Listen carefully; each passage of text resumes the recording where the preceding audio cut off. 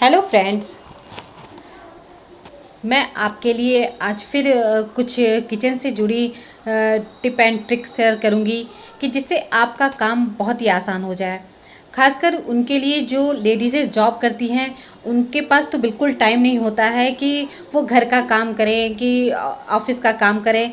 तो उनके लिए घर में जैसे खाना बनाना है और घर में मतलब हस्बैंड ने फरमाइश कर दिया कि आज बैंगन की कलौजी बनेगी। तो बैंगन की कलौजी बनाने में बहुत टाइम लगता है। जैसा कि मैं भी बनाती हूँ तो मैं पहले प्याज लहसुन ऐसे उनको ग्राइंड कर लेती हूँ, फिर उसके बाद उनको भूनती हूँ, फिर पचफोड़न का मसाला भून के फिर तैयार करती हूँ।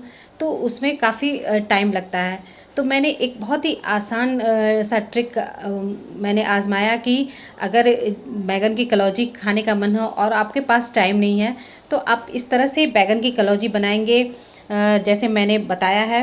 तो आपका बस 5 मिनट में ये बैगन की कलौजी बन के तैयार हो जाएगा और स्वाद भी बहुत ही लाजवाब लगेगा।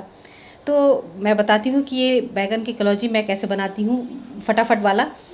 तो पहले आप बैगन ले लीजिए और उस बैगन को आप पहले साफ़ करके और उसमें चीरा लगा लीजिए और बीच में जो बीज होते हैं चाकू से थोड़ा उनको वो कर लीजिए अंदर से मतलब जो बीज हैं उनको खुदेड़ दीजिएगा, तो मतलब उसमें मसाले अच्छे से फिल हो जाएंगे।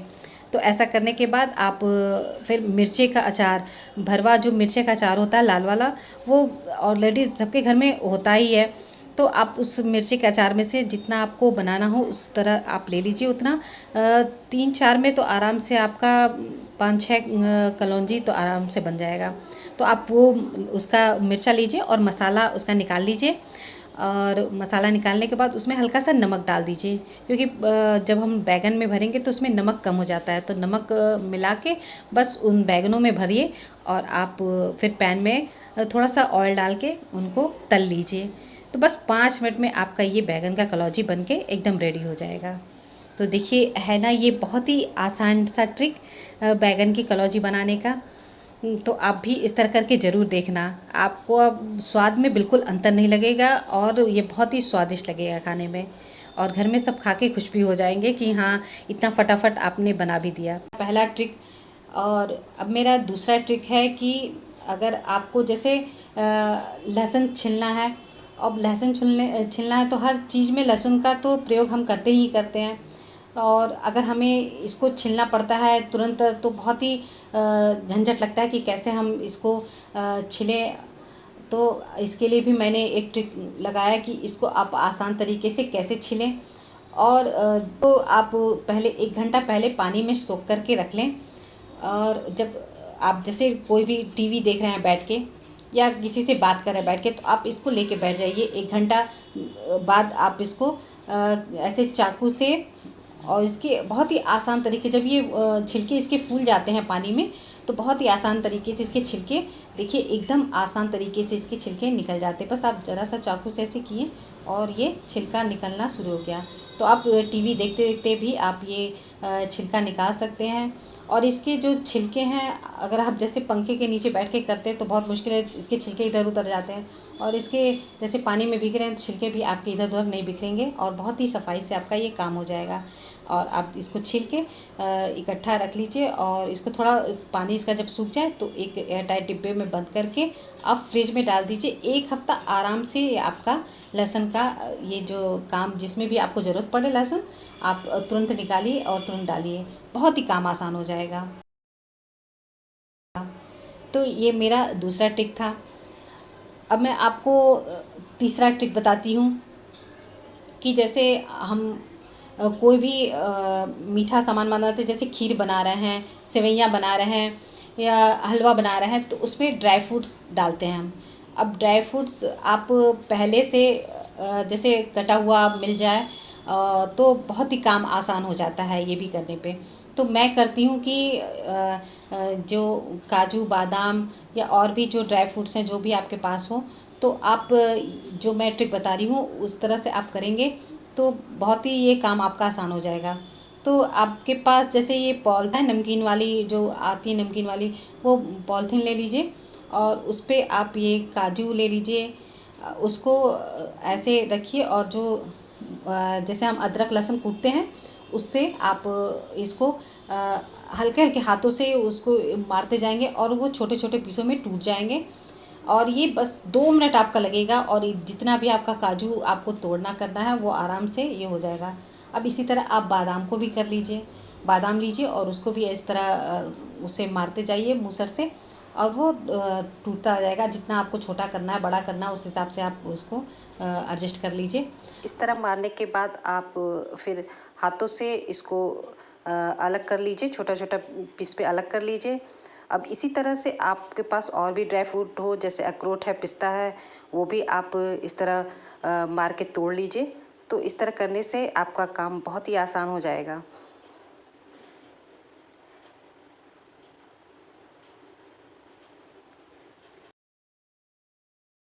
ये हो गया। और जैसे नारियल हमको करना है, नारियल भी हम ग्रेटर लेंगे और ग्रेटर का जो मोटा वाला जो हिस्सा रहता है और उस पर आराम से आप इसको ग्रेट कर दीजिए।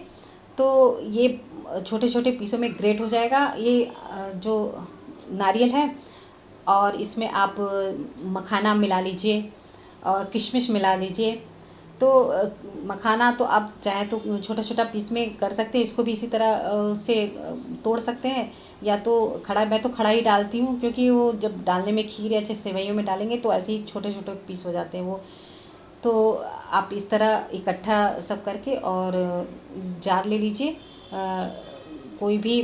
जैसे मेरे पास ये जैम का जार था शीशे का, तो ये मैं इसको साफ़ करके मैंने पानी इसका सुखा लिया और इसी में मैं सारे जो ड्राई फ्रूट्स मैंने रेडी किए हैं उसी में आप भर के रख दीजिए।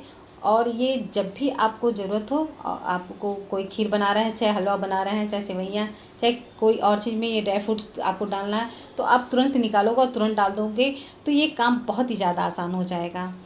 तो इस तरह से आप ये करके रखेंगे।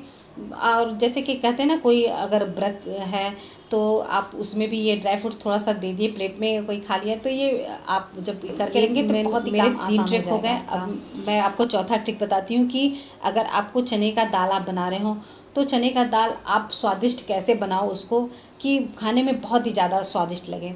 तो इसके लिए भी ट्रिक है कि आप